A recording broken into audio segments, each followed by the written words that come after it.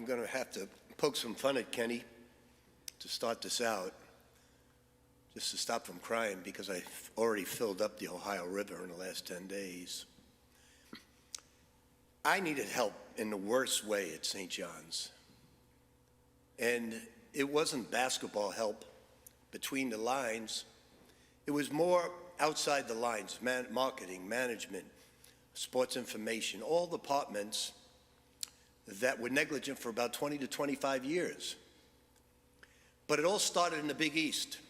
We were in 4 or 5 conferences in Louisville, and it really took off when we were in the Big East because we won back-to-back championships. And the night before one of the championships, I said, Kenny, you've done such an unbelievable job. I've got to take you out to the best restaurant in New York City, Il Molino. Famous all the way downtown. There's only like 8 or 9 tables in the place. Bunch of us are together. We're always with Kenny. You're laughing. He's the, whether it's a wedding, dipping women, whether it's dancing, Kenny is always the life of every party with a great smile. And he just bellowed out that I ordered pasta for everybody, and the entree order came, and Kenny said, Coach, what should I order? I said, Kenny, order the osso buco. It's the best in the city, and you probably have never had it. He said, yeah, I'll try it. I said, it'll be great, Kenny.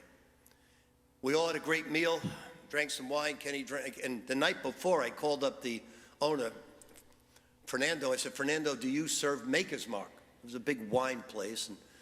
And he said, I'm not sure, Coach. I said, could you go out and get some Maker's Mark? He said, I'll be happy to.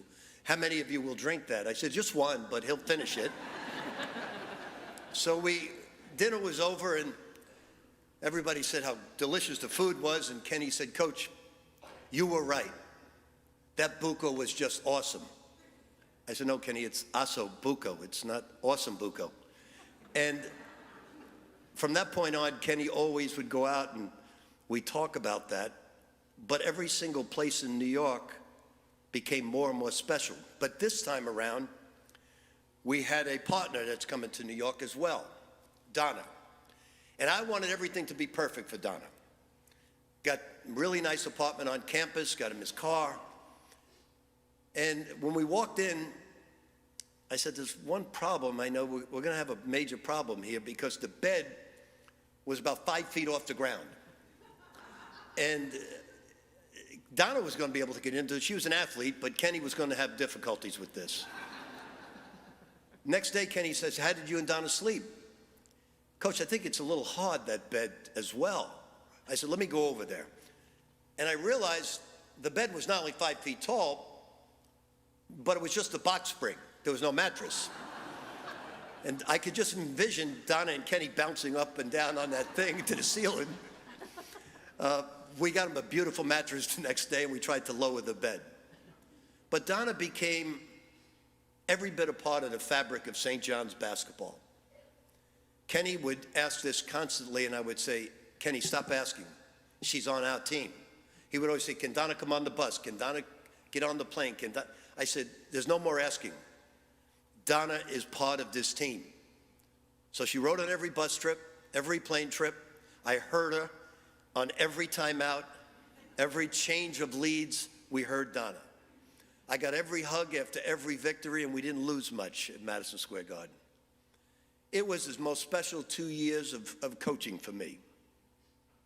When I walked out, I'd wave to my wife, and I had him to my left. The first game of the season, apparently at Carnesecca, it was very crowded at the scorer's table, and Kenny wasn't there.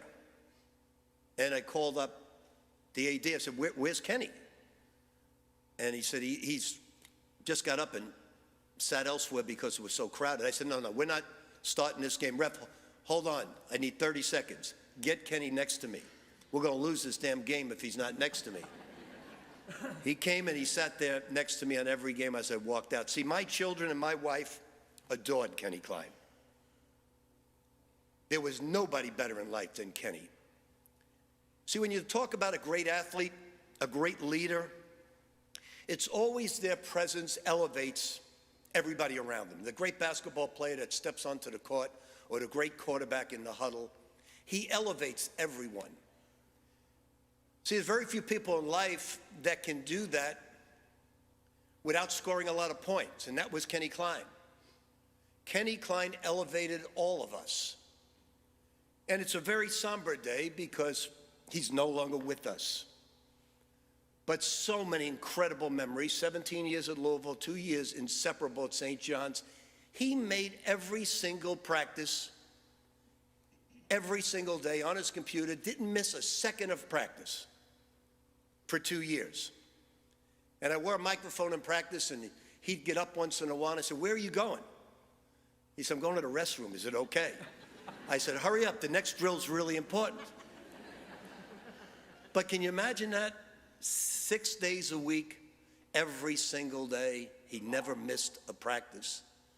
After every game, we all went out uptown, had a cheap hamburger, cheap fries, and onion rings at 1 and 2 in the morning, and left. Donna and Kenny got back to Queens. We just had the greatest 2 years. I spent 17 years with him, but we were inseparable for the last 2. And Donna was with us every step along the way. But you know, it's difficult to say goodbye to someone you love so much. And we all talk about celebrating life. And without question, we have to celebrate. If anyone deserves celebration in life and true honor to celebrate that life, it's Kenny Klein. There's no better dad.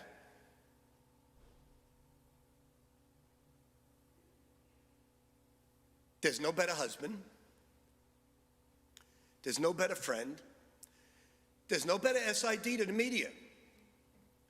There's no better meeting a person on the street than Kenny Klein with that smile. So we honor, we celebrate, because he is the most special person I've met in my 73 years. Kenny, I'm never going to say goodbye to you. I'm going to look over at that empty seat to the left. And for everybody in this room, we won't say goodbye. We'll just keep him in our hearts forever. Thank you.